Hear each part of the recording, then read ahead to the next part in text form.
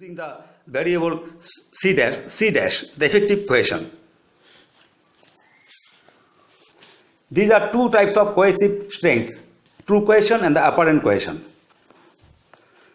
True cohesion is shear strength that is truly the result of the bonding between the soil's particles.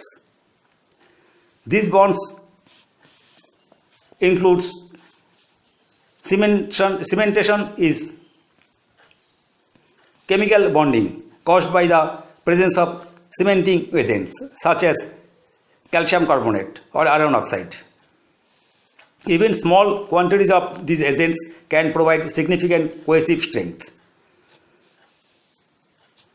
Cementation also can be introduced artificially using Portland cement or special chemicals. Electrostatic and electromagnetic attractions hold particles together. However, these forces are very small and probably do not produce significant shear strength in soils. Primary valence bonding is a type of cold welding that occurs in clays when they become over-consolidated. Apparent cohesion is shear strength that appears to be caused by the bonding between the soil particles, but is really frictional strength in disguise. Sources of apparent cohesion include negative pore water pressures that have been considered in the stress analysis. These negative pore water pressures are present in soils above the groundwater table. Next one, negative excess pore water pressures caused by dilation. Some soils tend to dilate or expand when they are sheared. In saturated soils, this dilation draws water into the voids. However, sometimes the rate of shearing is more rapid than the rate at which water can flow. That is, the voids are trying to expand more rapidly than they can draw in the extra water. This is especially likely in saturated clays because their hydraulic conductivity is very low.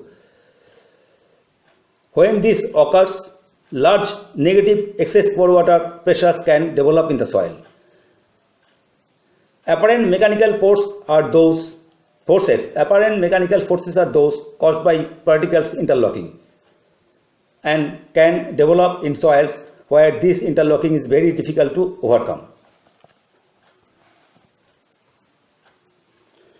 Geotechnical engineers often use the term cohesive soil to describe clays. Although this term is convenient, it also is very misleading sometimes. Most of the so-called cohesive strength in clays is really apparent cohesion caused by the pore water pressures, and that are negative or at least less than the hydrostatic pore water pressures. In such soils, it is better to think of cohesive strength as a mathematical idealization rather than a physical reality. In cemented soils, cohesive strength really does reflect bonding between the soil particles.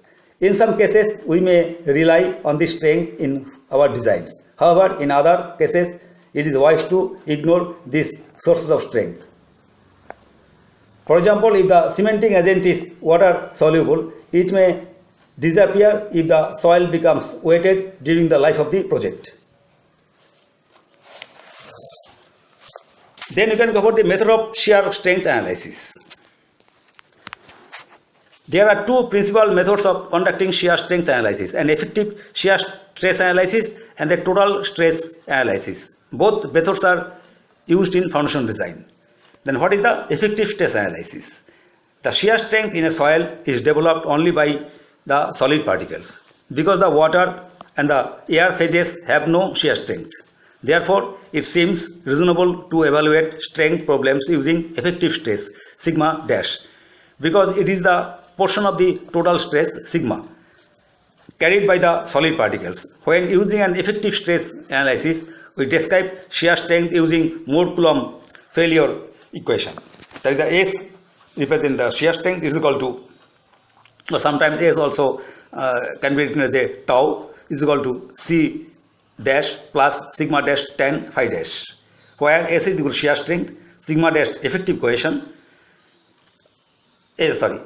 C dash effective cohesion, sigma dash effective stress acting on the shear surface, and phi dash effective friction angle. The values of C dash and phi dash for a particular soil are usually obtained from special laboratory test. Now we can go for the total stress analysis. Analysis based on effective stress are possible only if we can predict the effective stresses in the field. This is a simple matter when only hydrostatic pore water pressures are present, but this can become very complex when there are excess pore water pressures.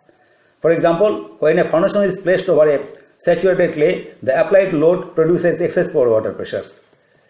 In addition, some soils also develop additional excess pore water pressures as they are sheared. Often these excess pore water pressures are difficult or impossible to predict. Unfortunately, if we cannot predict the pore water pressures, then we do not know the magnitude of the effective stress and cannot solve this